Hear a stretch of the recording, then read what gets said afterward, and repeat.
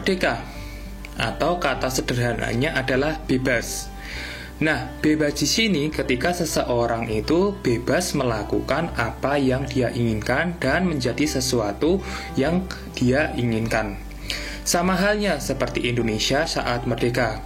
Indonesia bebas, lepas dari intervensi atau perbudakan dari negara lain.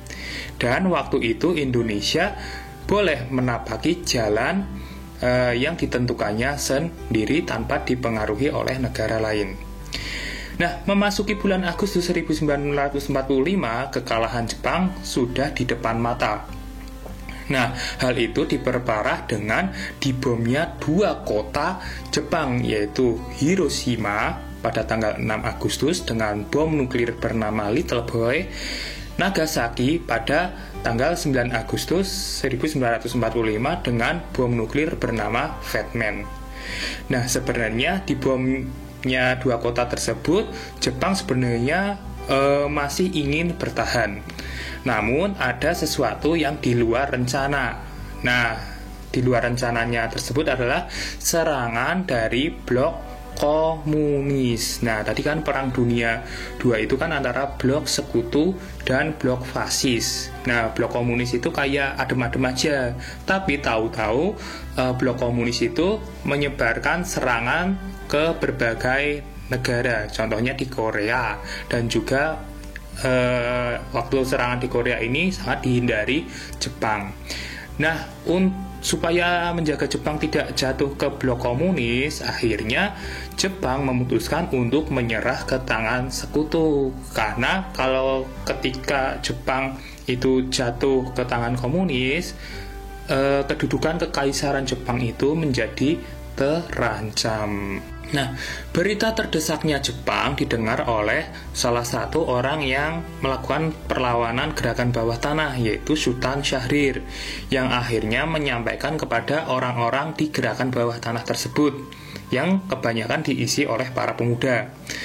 Nah, setelah itu, Soekarno dan Hatta itu sampai ke Jakarta dari Dalat Vietnam ya, setelah menerima penyerahan kekuasaan. Dia juga akhirnya memberitahu Soekarno dan Hatta, namun terjadi perdebatan di mana Soekarno dan Hatta itu belum percaya apa yang disampaikan oleh Sultan Syahrir. Nah, kekalahan Jepang ini dimanfaatkan oleh para pemuda untuk mengambil kesempatan mendesak para pimpinan PPKI seperti Soekarno dan Hatta untuk segera memproklamasikan kemerdekaan.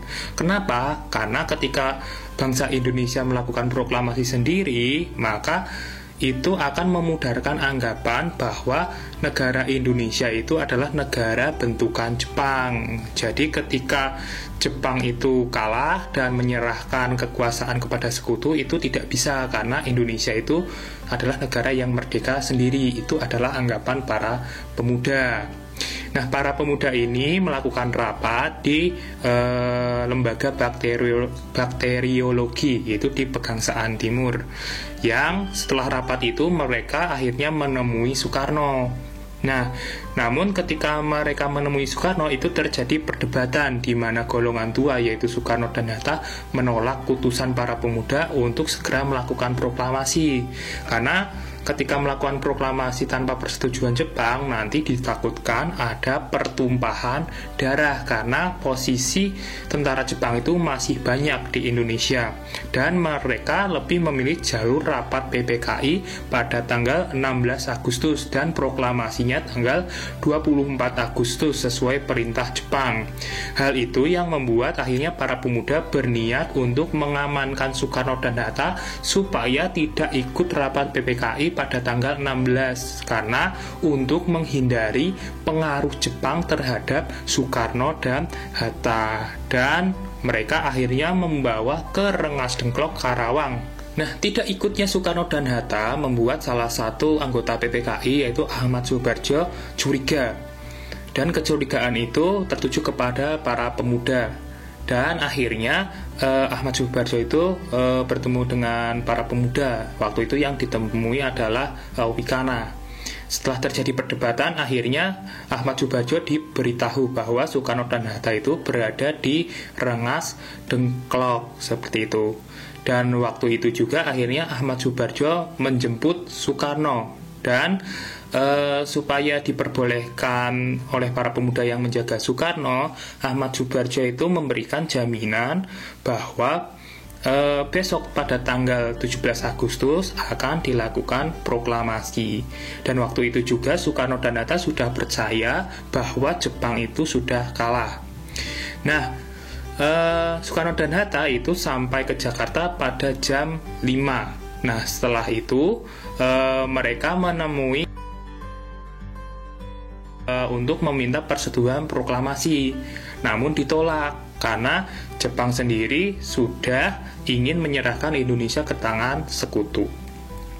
Nah, hal itu membuat Soekarno dan Hatta itu kecewa dan sadar tidak mungkin bergantung terhadap Jepang. Nah, setelah itu ada tentara Jepang atau perwira Jepang yang membantu Indonesia, yaitu Laksamana Muda Maeda, yang akhirnya mempertemukan Soekarno dan Hatta dengan anggota PPKI di rumahnya. Nah, untuk mempersiapkan kemerdekaan atau proklamasi tanggal 17. Namun sialnya pada waktu itu teks proklamasi yang disusun itu tidak dibawa. Akhirnya Ahmad Soebardjo, Hatta, dan juga Soekarno itu membuat teks proklamasi lagi. Nah, teks proklamasi yang disampaikan itu seperti yang kita dengarkan pada tanggal 17 Agustus, ya, perayaan Indonesia Merdeka, seperti itu ya. Nah, penyusunan teks proklamasi tersebut selesai pada jam 5 pagi. Nah, teks berhasil disusun dan rencana proklamasi itu akan diadakan jam 10 pagi. Nah, pengetahuan untuk kalian juga, waktu itu Indonesia masih menganut waktu Indonesia Jepang. Jadi kalau dengan WIB itu selisihnya 2 jam. Nah, ketika itu jam 10, berarti kalau di WIB itu sebenarnya jam 8 pagi. Nah, rencananya itu dilakukan di lapangan Ikada. Namun karena dijaga oleh Jepang, akhirnya proklamasi diadakan di depan rumah Soekarno. Nah, proklamasi tersebut disaksikan oleh banyak tokoh dan masyarakat memberikan dukungan seperti itu. Dan ketika proklamasi dilaksanakan, akhirnya itu menandakan bahwa Indonesia itu sudah merdeka, dan kegembiraan juga terpancar ke seluruh penjuru Indonesia. Dan berita-berita tentang kemerdekaan Indonesia itu berhasil disebarkan oleh beberapa pihak seperti Pemuda, terus penyebaran melalui radio Domei yang sempat berkonflik dengan tentara Jepang, dan juga surat-surat kabar seperti Cahaya dan Suara Asia.